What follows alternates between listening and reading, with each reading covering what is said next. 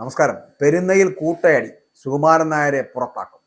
NSSനെ ചതിച്ചത് നടേശനാണ് എന്നുള്ള തരത്തിലേക്ക് ഒരു വിഭാഗം NSSകാരെത്തുന്നു.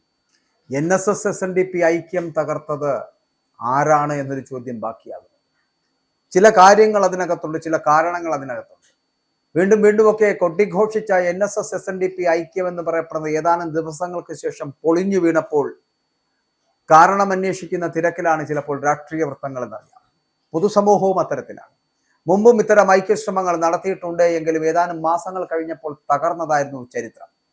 ഇത്തവണത്തെ ഐക്യശ്രമം നിയമസഭാ തെരഞ്ഞെടുപ്പ് മുന്നിൽ കണ്ടാണ് എന്ന വിലയിരുത്തൽ ആദ്യഘട്ടത്തിലെ പൊതുസമൂഹത്തിൽ അത്തരത്തിലൊരു വിലയിരുത്തൽ ഉണ്ടായിരുന്നു. അതിനാൽ തന്നെ തിരഞ്ഞെടുപ്പ് കഴിയും വരെയെങ്കിലും ഐക്യത്തിൽ പോകുമെന്നാണ് പലരും കരുതിയിരുന്നത്. എന്തൊക്കെ അഭിപ്രായ വ്യത്യാസമുണ്ടെങ്കിലും സാമുദായിക ഐക്യത്തിന് അതൊന്നും വിഘാതമാകില്ല എന്ന് ഇത്തവണ NSSന്റെ ജനറൽ സെക്രട്ടറി സുകുമാരൻ നായരും SNDPയുടെ ജനറൽ സെക്രട്ടറി വെള്ളാപ്പള്ളി നടേശനും ഒക്കെ ആദ്യം തന്നെ വ്യക്തമാക്കിയിരുന്നു. അതുകൊണ്ട് തന്നെ എന്തായാലും തെരഞ്ഞെടുപ്പ് വരെ ഐക്യരഥം ഇങ്ങനെ ഉന്തിത്തള്ളി നീക്കുമെന്നായിരുന്നു പ്രതീക്ഷ. എന്നാൽ എല്ലാം ദിവസങ്ങൾക്കകം തകർന്നു.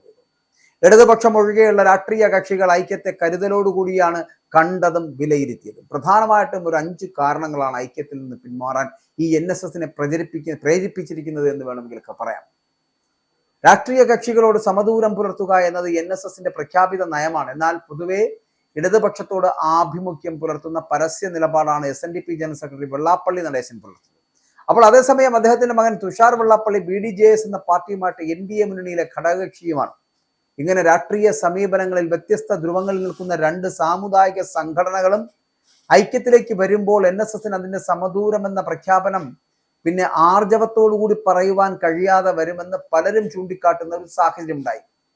പിന്മാറുന്നതാണ് NSSന്റെ പ്രഖ്യാപിത മൂല്യങ്ങൾക്ക് നല്ലത് എന്നുള്ള അഭിപ്രായത്തിന് അതോടുകൂടി മുൻതൂക്കം ലഭിക്കുകയും ചെയ്തു. മറ്റൊന്ന്, 2 സംഘടനകളുടെ നേതാക്കളും ഐക്യത്തെക്കുറിച്ച് പറയുമ്പോൾ വാചാലരായി മാറുമ്പോൾ അതിനുശേഷം പ്രതിപക്ഷ നേതാവ് VD സതീശനെതിരെ കൂട്ടായിട്ടുള്ള വിമർശനങ്ങൾ ഉന്നയിച്ചതൊക്കെ ഐക്യത്തിന്റെ ഉദ്ദേശ ലക്ഷ്യത്തെ സംശയത്തിലാഴ്ത്തി എന്നുള്ളത് തർക്കമില്ലാത്ത കാര്യമാണ്. VD സതീശനും അതുവഴി UDFനും എതിരായിട്ടുള്ള സഖ്യമായിട്ടാണ് ഇരു സംഘടനകളുടെയും ഐക്യം എന്ന പ്രതീതി പൊതുസമൂഹത്തിൽ ഉയർന്നു വന്നത്. ഐക്യത്തെ ഇടതുപക്ഷം ഹാർദവമായിട്ട് സ്വാഗതം ചെയ്ത് ഈ ചിന്തയ്ക്ക് ആക്കം കൂട്ടി. പക്ഷെ മാധ്യമങ്ങളിൽ ഇത്തരം വാർത്തകൾ നിറഞ്ഞതോടെ ഏതെങ്കിലും വ്യക്തികൾക്ക് എതിരല്ല ഐക്യമെന്ന് NSS ജനറൽ സെക്രട്ടറിക്ക് വിശദീകരിക്കേണ്ടി വന്നു. പക്ഷെ ഇത് വേണ്ടത്ര സ്വീകാര്യത ലഭിച്ചില്ല. സംഘടനയ്ക്കുള്ളിൽ തന്നെ ഐക്യത്തിനെതിരെ സമ്മർദ്ദം ശക്തമായി. വിവിധ രാഷ്ട്രീയ പാർട്ടികളിൽ വിശ്വസിക്കുന്നവർ ചേർന്ന് പ്രവർത്തിക്കുന്ന സമുദായം ഏതെങ്കിലും ഒരു കക്ഷികൾക്ക് എതിരാണ് എന്ന് മുദ്ര കുത്തപ്പെടുന്നത് നല്ലതല്ല എന്നുള്ള അഭിപ്രായം കൃത്യമായിട്ടും NSSൽ രൂപപ്പെട്ടു. NSS തിരിച്ചടിക്കുവാൻ മുതിർന്നു. മാത്രമല്ല NSS അവരുടെ നിലപാടുകൾ മുന്നോട്ട് വയ്ക്കുമ്പോൾ അതിന്റെ ഡയറക്ടർ ബോർഡ് അംഗങ്ങളിൽ ഭൂരിപക്ഷവും സുകുമാരൻ നായർക്ക് എതിരായി തിരിഞ്ഞു. ഒന്നുകിൽ സുകുമാരൻ നായർ രാജിവെച്ച് പുറത്തു പോകുക, അല്ലെങ്കിൽ ഈ ബന്ധം ഉപേക്ഷിക്കുക എന്നതായിരുന്നു അവരുടെ ഒരു നയം. രാജിവെക്കാൻ അല്ലാത്തത് കൊണ്ട് തന്നെ ഇനിയും കടിച്ചു തൂങ്ങണമല്ലോ ഈ NSS എന്ന് പറയപ്പെടുന്ന സമുദായ സംഘടനയിൽ. അതുകൊണ്ട് തന്നെ രാജി എന്നുള്ളത് ഉപേക്ഷിച്ച് പകരം നടേശനെ തള്ളിക്കളയാമെന്നൊരു സ്ഥിതിവിശേഷത്തിലേക്ക് എത്തി. അങ്ങനെ രണ്ടും 2 പാത്രമായി. NSSും SNDPയും പഴയതുപോലെ രണ്ടും 2 വഴിയായി. ഇനി മറ്റു സമുദായങ്ങൾക്കെതിരെ തുടർച്ചയായിട്ട് വിവാദ പ്രസ്താവന നടത്തുന്ന വെള്ളാപ്പള്ളി നടേശനുമായിട്ട് കൈകോർക്കുന്നത് NSS തുടർന്ന് വരുന്ന അന്തസ്സിനും മൂല്യങ്ങൾക്ക് നിരക്കുന്നതല്ല എന്ന് ഡയറക്ടർ ബോർഡ് അംഗങ്ങൾ ചൂണ്ടിക്കാട്ടുകയുണ്ടായി.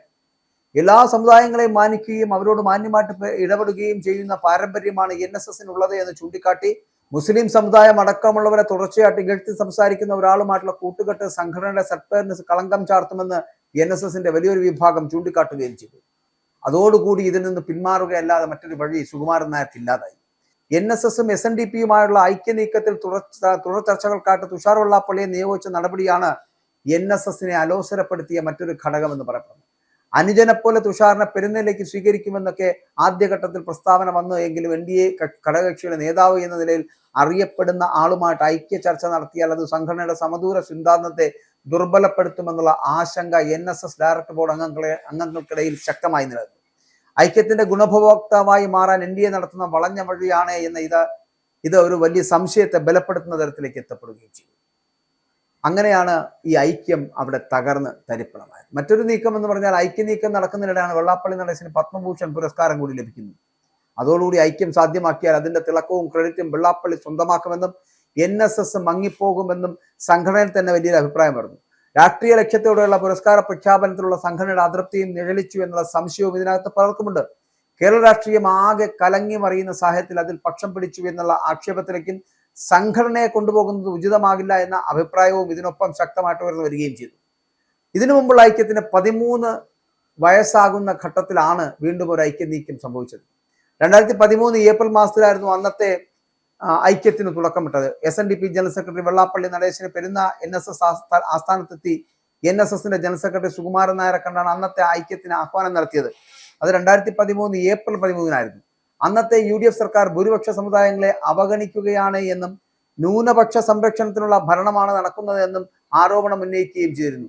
അന്ന് KPCC പ്രസിഡന്റായിരുന്ന രമേശ് ചെന്നിത്തലയ്ക്കെതിരെ സുകുമാരൻ നായരും വെള്ളാപ്പള്ളി നടേശനും രൂക്ഷമായിട്ടുള്ള വിമർശനങ്ങളൊക്കെ ഉയർത്തി. എന്നാൽ സംവരണ വിഷയവുമായി ബന്ധപ്പെട്ട അഭിപ്രായ ഭിന്നതകളെ തുടർന്ന് NSS SNDP ഐക്യം അന്ന് നാളുകൾ പോലും നീണ്ടു നിന്നില്ല എന്നുള്ളത് എല്ലാം വളരെ പെട്ടെന്നായിരുന്നു. കഴിഞ്ഞ ബുധനാഴ്ച കണിച്ചുകുളങ്ങരയിൽ നടന്ന SNDP യോഗം, ആ SNDP യോഗം നേതൃത്വ സമ്മേളനത്തിന് ശേഷം ജനറൽ സെക്രട്ടറി വെള്ളാപ്പള്ളി നടേശൻ NSSുമായിട്ട് യോജിക്കുവാൻ ഒരു തീരുമാനത്തിലേക്ക് എത്തപ്പെടുന്നു. അങ്ങനെ ആ യോജിക്കുവാൻ തയ്യാറാണെന്നുള്ള പ്രഖ്യാപനത്തെ NSS ജനറൽ സെക്രട്ടറി അത് സ്വാഗതം ചെയ്തു. അതോടുകൂടിയാണ് ഐക്യ നീക്കം സജീവമായത് ഇപ്പോഴത്തത്. NSSന്റെ അടിസ്ഥാന മൂല്യങ്ങൾക്ക് കോട്ടം തട്ടാതെ SNDPയുമായിട്ടുള്ള ഐക്യം യാഥാർത്ഥ്യമാകുമെന്നാണ് NSS general secretary G Sukumaran Nair കഴിഞ്ഞ ബുധനാഴ്ച NSS ആസ്ഥാനത്ത് പറഞ്ഞത്. കണിച്ചുകുളങ്ങരയിൽ നടന്ന SNDP യോഗം നേതൃത്വത്തിന് ശേഷം ജനറൽ സെക്രട്ടറി വെള്ളാപ്പള്ളി നടേശന്റെ പ്രഖ്യാപനം ചാനൽ വാർത്തകളിൽ വീക്ഷിച്ച ശേഷമാണ് സുകുമാരൻ നായർ അത് അന്ന് പ്രതികരിച്ചത് പോലും. ചർച്ചയ്ക്കായിട്ട് തുഷാർ വെള്ളാപ്പള്ളി പെരുന്നയിലെത്തുമ്പോൾ രാഷ്ട്രീയക്കാരനായി കാണാതെ വെള്ളാപ്പള്ളിയുടെ മകനായും ഒപ്പം തന്നെ SNDPയുടെ നേതാവായും തന്റെ അനുജനമായും കരുതി കാണുമെന്നും അന്ന് സുകുമാരൻ നായർ പറയുകയും ചെയ്തു.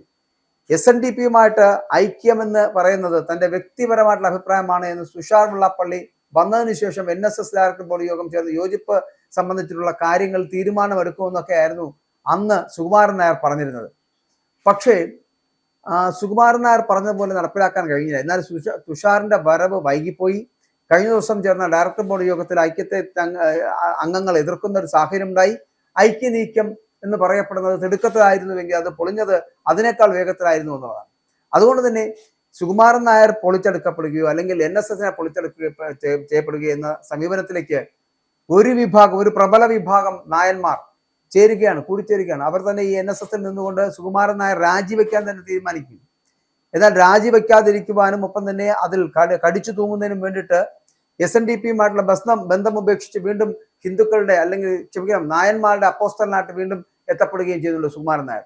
NSSന്റെ ജനറൽ സെക്രട്ടറി ആയിട്ടുള്ള സുകുമാരൻ നായർ രാജിവെച്ച് പുറത്തു പോവുകയാണെങ്കിൽ പിന്നെ പട്ടിക്ക് ലഭിക്കുന്ന വില പോലും ലഭിക്കില്ല. അതുകൊണ്ട് തന്നെ ആ ഒരു നീക്കത്തിന് അദ്ദേഹം തയ്യാറായില്ല. പകരം രാജിവെച്ചത് SNDP ആയിട്ട് മാത്രമാണ് എന്നതാണ്. അല്ലെങ്കിൽ വെള്ളാപ്പള്ളി നടേശനുമായിട്ട് ഒരു രാജി ഉണ്ടാക്കുന്നു.